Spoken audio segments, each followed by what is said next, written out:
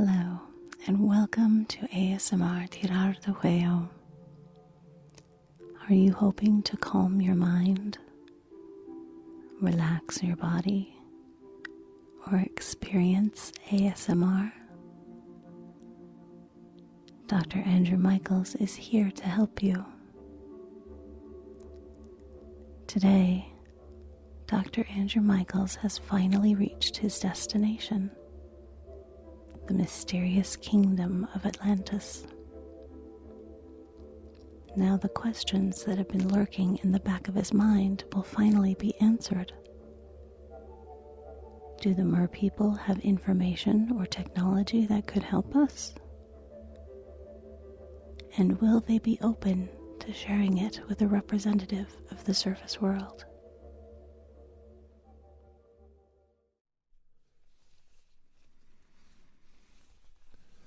When we sunk the enemy sub, it was our last hurdle before we entered the waters that surround Atlantis, and I dwelled on it for quite a while. The crew of 89 soldiers and sailors on the enemy sub made me pause for a moment in memorial for their sacrifice, though I don't agree with their country's policies, though I don't agree with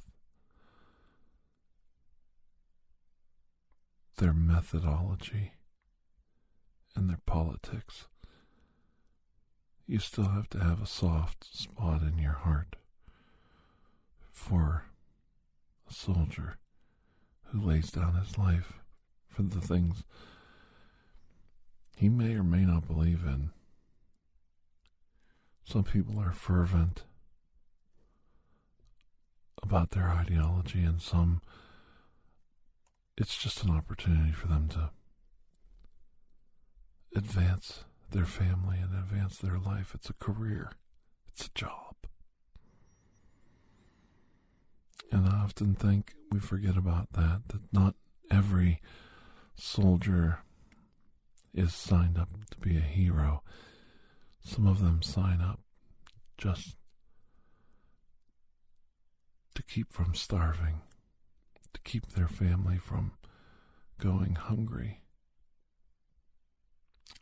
And I think we forget that sometimes.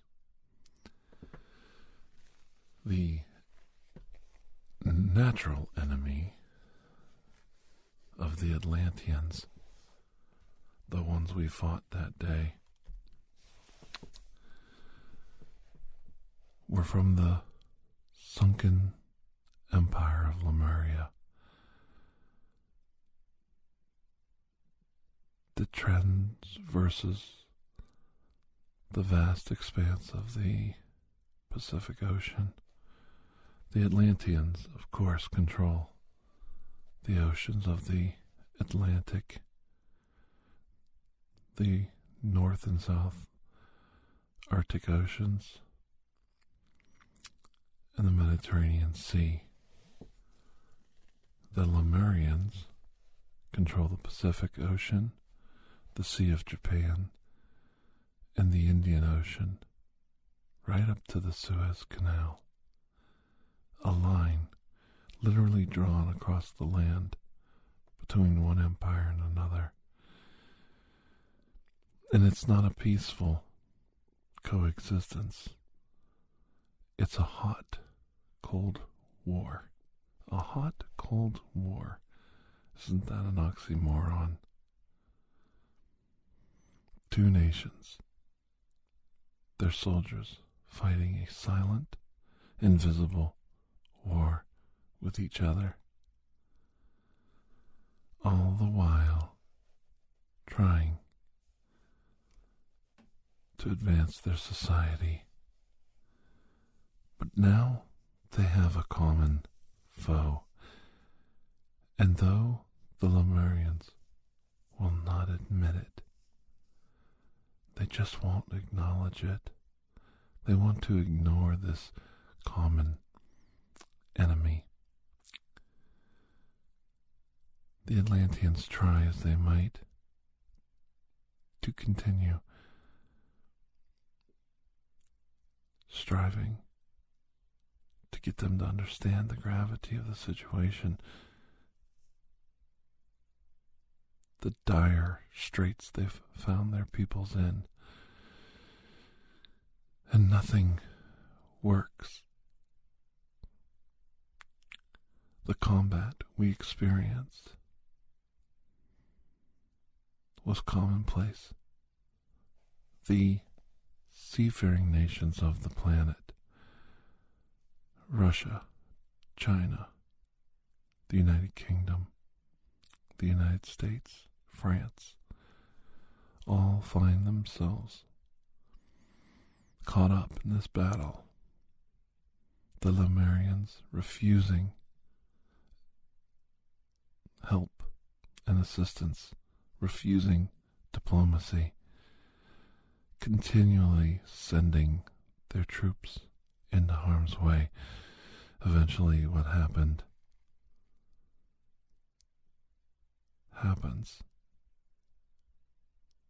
and soldiers die, sailors drowned,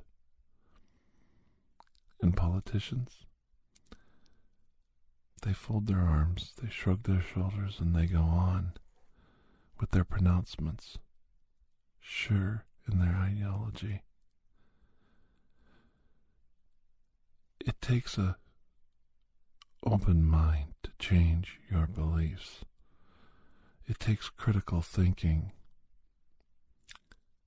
to change how you perceive the world around you. Lemurians wear this contempt for critical thinking on their sleeves. They consider it a badge of honor to keep their eyes shut and their ears closed. Their national symbol should be the three monkeys. See no evil, hear no evil, speak no evil. They drone on with their rhetoric, yet they refuse anything that would change these views.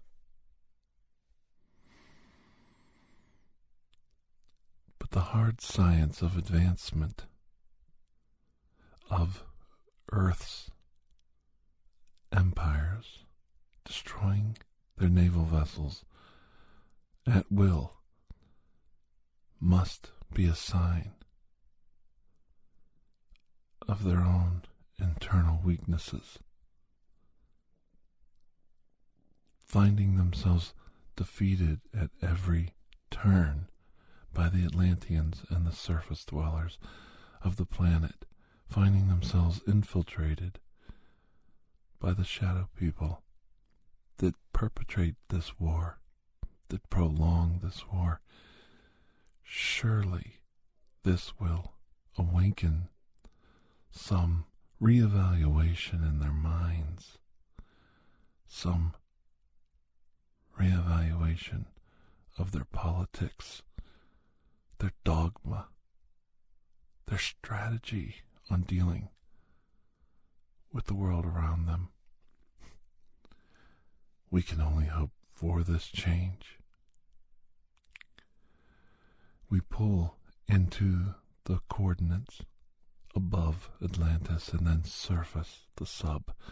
The only way for us to enter Atlantis is through their methods.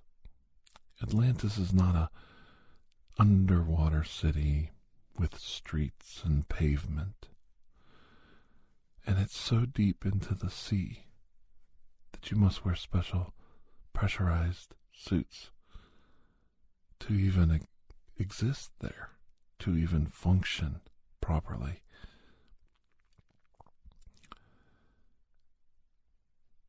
Our guests, the merpeople that I have helped, they part ways with us, and without any assistance from technology, they dive beneath the waves and disappear. We don our pressurized suits, our highly technological lifeboats that we must envelop our bodies in. And then we all join hands around a diving bell, and we depart the surface for the kingdom under the sea. When we arrive at the depths as prescribed to us by our allies, they greet us. They take us by the hand, leading us like children in an alien world, and we begin to feel what the mermaid feels when they have to enter our surface world. There is no magic in Atlantis. A mermaid doesn't magically grow legs and walk the streets of Manhattan in the real world.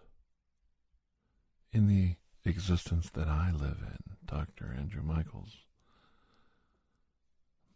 mermaids are led by hand, lifted and placed in a water tank, and then wheeled from one lab, one meeting place to the next, so that they can still survive, breathe the oxygenated water, keep their bodies moistened and slick.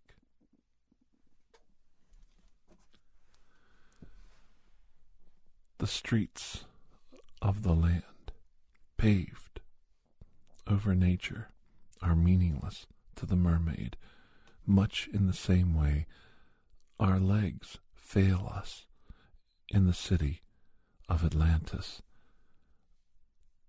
a city that looks nothing like we conceive it to look like. A city of spiraling concentric circles, no obvious paths through it. Centralized meeting places in the middle, great arches everywhere, defensive positions pointing in every direction up and out, away from their people. You don't walk through Atlantis, you swim through Atlantis. When you meet with somebody in Atlantis, you swim up to them. You are greeted with a handshake. You are greeted like a friend. They speak through their minds deep in the ocean, their body language, their mannerisms. They don't enunciate words, air bubbles escaping from their mouth, words that would just be ludicrous sounds underwater. They communicate in a language similar to what the animal kingdom speaks around us on the surface. You don't think the ants, the bees, the dogs, the cats, the monkeys of the world don't talk to each other? They talk all the time. You hear the birds sing every morning the praises of nature and creation. Do you think that's just sounds? for them to announce their presence. It's an orchestra of life. The sounds of one race speaking to another. And in much the same way as the animal kingdom speaks through mannerisms, body language, and thought, so do the mermaids deep in the ocean depths. The spoken language of man is the language of the universe. The learning of characters, the learning of the meaning of those characters, the ability to speak from one world to the next, that is your voice. That is your language. That is the language of mathematics. 2 + 2 is always going to equal 4, no matter where you are in the universe. But when species talk to themselves or amongst themselves on a planet, their language, their words, their communication and characters are much more simpler and in other ways complex. There's no need for words, for math, for the concept of letters, numerals, symbols, dictionaries, thesauruses, and reading classes. They speak a more poetic language to each other. How do you think the cat teaches the blind kittens to hunt, to nurture, to communicate around their world? Do you think it's just instinct? Or is she parting her knowledge to her children in some unseen, ununderstood way? And man in his arrogance has forgotten this language. In the isolation of the modern age, we forget the comfort of the tribe, the comfort of understanding the subtle body language and mannerisms of somebody as close as their own family, even their own mother. But doesn't the mother still teach the child? You can call it osmosis if you want, or environmental, but it's still a type of learning. It's still a language. It's still a form of communication. And when we are brought to the council of the mermaids to work out a treaty and a strategy between our people and theirs, not one word is spoken,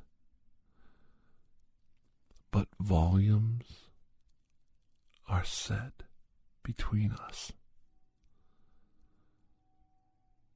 You can feel the tension and the fear in their minds, the fact that the Lemurians have been infiltrated by the evil shadow people that dwell even in the depths of the darkest ocean, a bastion for the shadow people to move freely without the bright dangers of the sun,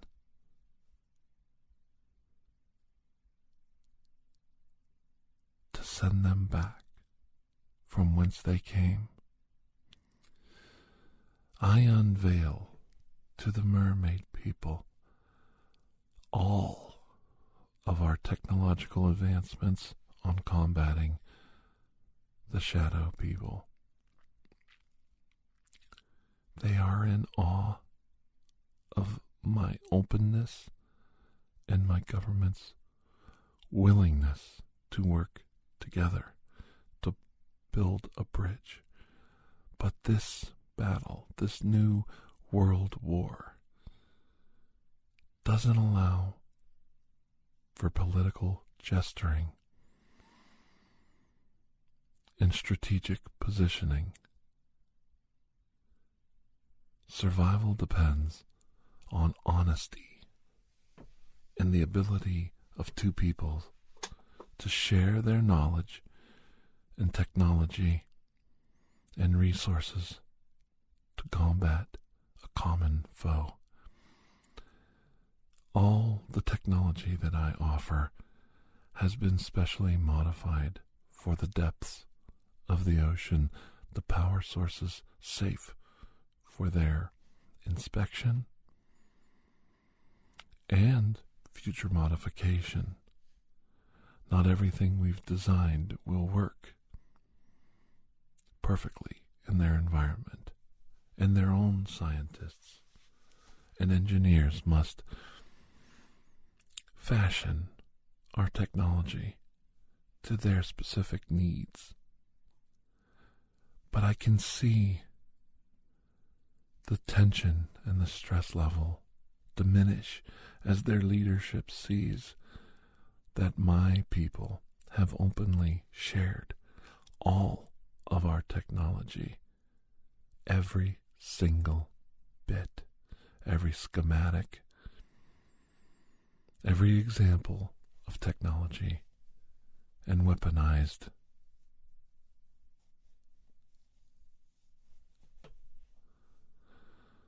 equipment. And what's amazing is we had the forethought to show the progress of our technology to where it started and how we figured it out, to show a lineage of early development to our current understanding and our current weapon systems, so that they could also see the progress and how one technological leap led to another. As their engineers and scientists milled around the examples that I brought to them, I could see the spark of enlightenment in their faces as they put connections in the technology together, the technology telling them a story, the technology teaching them and telling them an untold series of stories. You could see them reading the technology like a book with their minds. It had a story to tell. And thankfully, the scientists that put together this presentation were much more insightful than I was, and much more devoted to proper communication with these people. And it was amazing to behold. And I don't say that lightly. So much was passed from one people to another. I felt honored to be in the presence of this moment in time. They made their own presentation and brought out the weapons and the technology that they used against the shadow people and those possessed by them. They had happened on it by accident.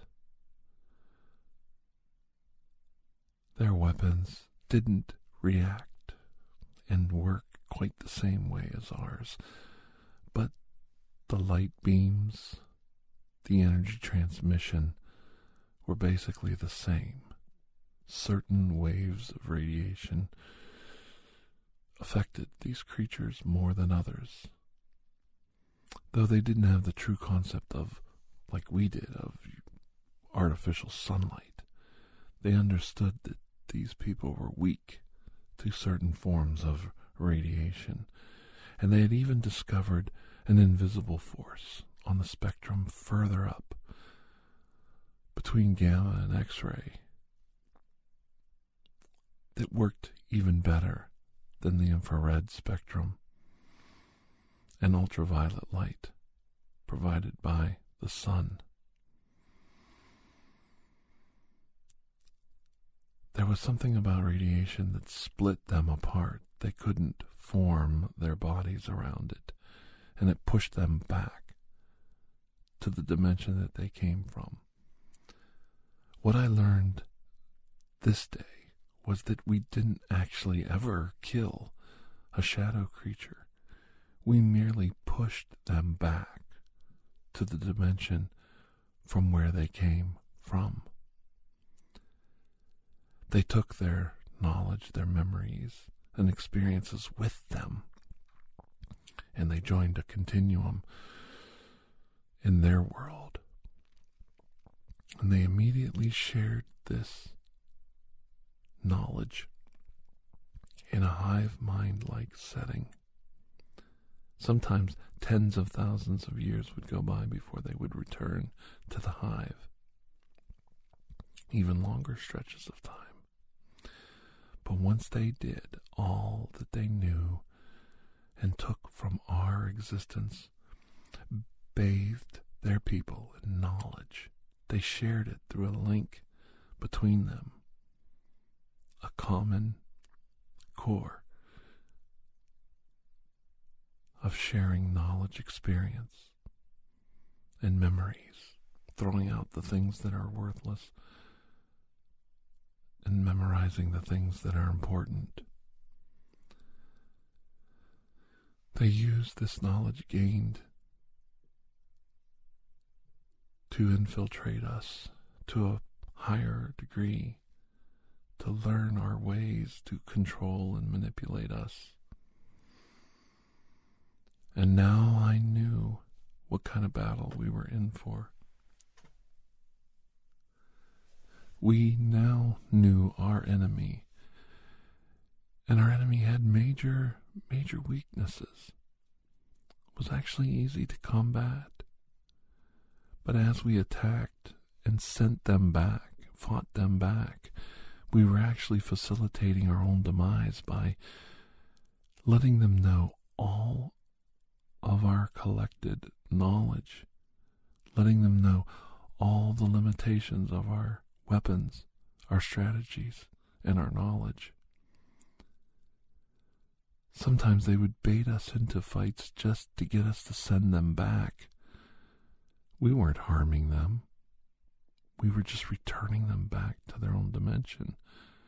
But in doing so, they were taking all of their experience from our world to theirs. They were readying themselves for an offensive, a full-scale attack.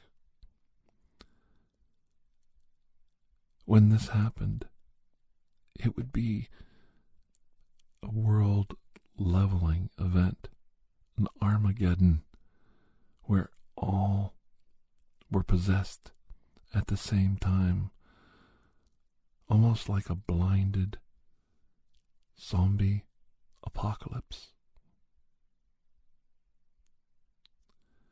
And we had no way of stopping them from entering the people of the world all at once.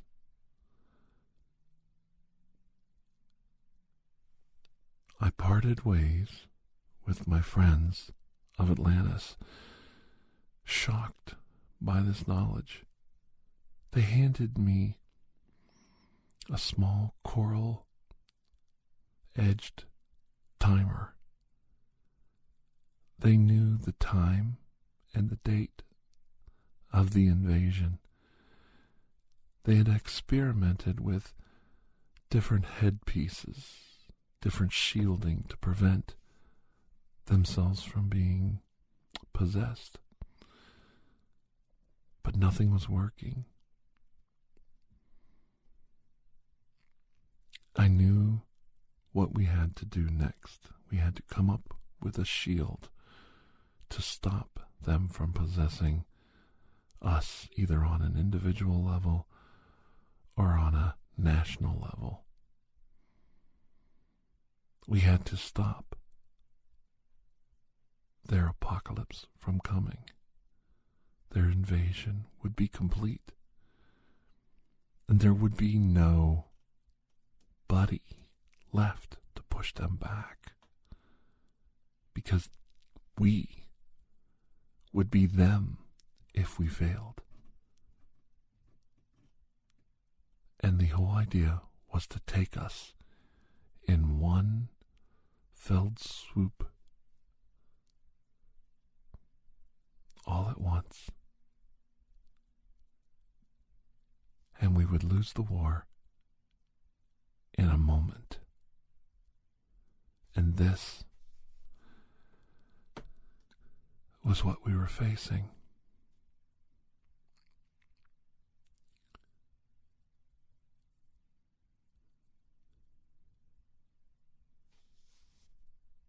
I hope you'll join me next week for our continuing adventure in the battle against the Shadow People. Until I see all of you again, please have a most blessed day, and I hope you have had a wonderful Memorial Day celebration. Stay safe and stay healthy. We'll see you soon. Bye-bye.